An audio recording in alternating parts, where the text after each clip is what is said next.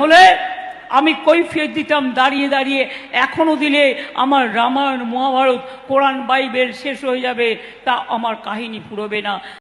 ওই রাজন্না হালদার বাঁচতে হলে একজনকেই বাঁচবেন, দেবাংশু। দেবাংশু দেবের অংশ তিনি, সত্যিকারের রামের অংশ তিনি, সত্যিকারের মহাদেবের অংশ তিনি, আল্লাহর অংশ তিনি, জিজাসের অংশ তিনি। বেছে নিলে দেবের অংশকে বেছে নেব। একজন জুম্মায় ফচকে নেত্রী, জুম্মায় 8 দিন রাজনীতি করতে নেমেছে, আজকে নেবে আমার আল্লাহ পাকের সাথে, একজন চোর চুট্টা চিটিংবাজের সাথে, একজন দেবের সাথে, ভগবানের সাথে, আমার আল্লাহ পাকের সাথে সমতুল্য করেছে। আজকে আমি আপনাকে বলছি, অবিলম্বে 24 ঘন্টার মধ্যে যদি ক্ষমা না চান, এবং আমার রাজ্যের মুখ্যমন্ত্রীকেও বলছি, আপনি আমার ধর্মগ্রন্থকে ছোট করেছেন, অবিলম্বে যদি ক্ষমা না চান 24 ঘন্টার মধ্যে, তাহলে আমরা আইনত ব্যবস্থা নিতে বাধ্য হব। আস্তাগফিরুল্লাহ, নাউজুবিল্লাহ মিন যালিক। আমরা কোন দেশে কোন রাজ্যে বসবাস করছি? বিশেষ করে আমার দেশের কেন্দ্র সরকার এবং আমার রাজ্যের রাজ্য সরকার যেভাবে এরা রাজনীতি শুরু করে দিয়েছে, পশ্চিমবাংলার নাগরিক বলতে এবং দেশের নাগরিক বলতে আমাদের লজ্জা লাগছে যে আমরা কোন দেশে কোন সরকারের আমলে আমরা বসবাস করছি। ওই সরকার, যে সরকার ধর্মকে নিয়ে ছিলিমিলি খেলছে নিজের গদি বাঁচাবার জন্য, ধর্মীয় আচরণকে শেষ করার পরিকল্পনা করছে। কদিন আগে দেখছিলাম আমার রাজ্যের মুখ্যমন্ত্রী মমতা ব্যানার্জি, তিনি এক জায়গায় বক্তব্য দিতে বলছেন যে গীতা, বাইবেল, কোরআন সব শেষ হয়ে যাবে, আমি মমতা, আমার উন্নয়ন, আমার ইতিহাস শেষ হবে না।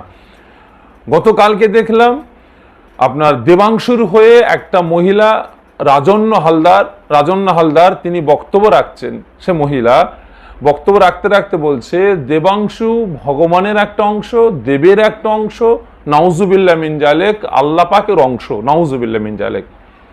আজকে এরা রাজনীতিকে কেন্দ্র করে নিজের গদিকে বাঁচাবার জন্য আজকে ধর্মকে নিয়ে ছেলেখেলামো শুরু করে দিয়েছে। কদিন আগে আরো দেখছিলাম যে আমার দেশের একজন বিজেপি নেত্রী নূপুর শর্মা আমার রাসূল পাক সাল্লাল্লাহু আলাইহি ওয়াসাল্লামের শানে একটা কটূক্তি করেছে, বাজে কুমন্তব্য করেছে। তারপরে আসামের মুখ্যমন্ত্রী একটা বক্তব্য রাখতে আমার রাজ্যে এই ইলেকশনে ভোট প্রচার করতে এসে তিনি বলছেন যে এ দেশ তৈরি করেছে হিন্দুরা, এ দেশে বসবাস করতে হলে হিন্দু হয়ে থাকতে হবে। আর কত আমরা সহ্য করব? তারপরে কদিন আগে দেখছিলাম, গত 3 দিন আগে আমার রাজ্যের মুখ্যমন্ত্রী মুসলিম সম্প্রদায়কে কেন্দ্র করে রাজনীতি করতে বিজেপি সরকার মুসলিম সম্প্রদায়কে নিয়ে রাজনীতি করতে দেখা যাচ্ছে এখন নিজের ধর্মের মানুষগুলোকে নিজের ধর্মগুরুদের উপর আক্রমণ শুরু করে দিয়েছে, স্বামীজিদের উপর আক্রমণ শুরু করে দিয়েছে। ইসকন থেকে নিয়ে আপনার বেলুর মঠ থেকে নিয়ে প্রত্যেকটা ধর্মগুরুদের উপর আক্রমণ শুরু করে দিয়েছে। অবিলম্বে এগুলো বন্ধ করা হোক। আর বিশেষ করে আমি খুবই খুশি হয়েছি যে আজকে হিন্দু ধর্মের ধর্মগুরুরা তিনারা মহারাজদের বিরুদ্ধে আমার রাজ্যের মুখ্যমন্ত্রী যে কটূক্তি করেছেন তেনার বিরুদ্ধে যেভাবে আন্দোলন হচ্ছে, অবশ্যই আন্দোলন করা দরকার, প্রতিবাদ করা দরকার। আমি মহারাজদের বলবো আপনারা আমাদেরকেও ডাকুন, আমরাও যাব, আপনাদের সাথে পা মিলাবো, আপনাদের সাথে হাতে হাত মিলাবো, আপনাদের সাথে আমরা রাস্তায় নামবো। কিন্তু আমার ধর্মের উপরে যখন আক্রমণ আসছে আপনাদেরও তো উচিত আমাদের সাথ দেওয়া, আমাদের পাশে দাঁড়ানো। আসুন আমরা হিন্দু, মুসলমান, জৈন, খ্রিস্টান প্রত্যেকটা ধর্মীয় নেতারা কাঁধে কাঁধ মিলিয়ে হাতে হাত মিলিয়ে আসুন, যারা কেন্দ্র থেকে নিয়ে রাজ্য পর্যন্ত কেন্দ্র সরকার রাজ্য সরকার যেভাবে ধর্মের উপরে আক্রমণ চালিয়ে ধর্মকে হাতিয়ার বানিয়ে ধর্মীয় বিভাজন শুরু করে ধর্মীয় আচরণকে নষ্ট করে যেভাবে রাজনীতি শুরু করে দিয়েছে, এদের বিরুদ্ধে আসুন আমরা সক্রিয় হয়ে কাঁধে কাঁধ হাতে হাত মিলিয়ে আমরা প্রতিবাদ আন্দোলন করি। যদি এইভাবে আমরা কাঁধে কাঁধ হাতে হাত মিলিয়ে যদি একসাথে আমরা প্রতিবাদ না করি, তাহলে আগামী দিন এরা আরো বেশি করে এরা ধর্মীয় আচরণকে কেন্দ্র করে রাজনীতি করতে আরম্ভ করে দেবে। বিশেষ করে আমি প্রত্যেকটা ধর্মগুরুদের কাছে আমি অনুরোধ করব, মজবুত হয়ে আসুন আমরা প্রতিবাদ করি। কারণ আজকে আমার রাজ্যের, আমার দেশের যতগুলো নেতাকর্মী আছে, আমি জানতে চাইছি আপনাদের কাছে, এই ইলেকশনটা আসলেই কি আপনাদের মাথা খারাপ হয়ে যায়? আপনাদের কি ব্রেন শর্ট হয়ে যায়? নাকি আপনাদের মাথার কোনো তার কেটে যায় যে পাগলের মতো আপনারা ধর্মগুলোকে নিয়ে আপনারা আচরণ করতে চান, এক একটা ধর্মের উপর আক্রমণ করতে চান? কেন আমার দেশে কি কর্মস্থান নেই? আজকে লক্ষ লক্ষ যুবক তারা কাজ পাচ্ছে না, এ রাজ্যে ও রাজ্যে, এ দেশে ও দেশে তারা ছুটে বেড়াচ্ছে একটু কর্মের জন্য, একটু সংসারটাকে সুন্দরভাবে চালাবার জন্য। আজকে কি আমার রাজ্যে, আমার দেশে কি মানে চাকরি প্রার্থীগুলো নাই?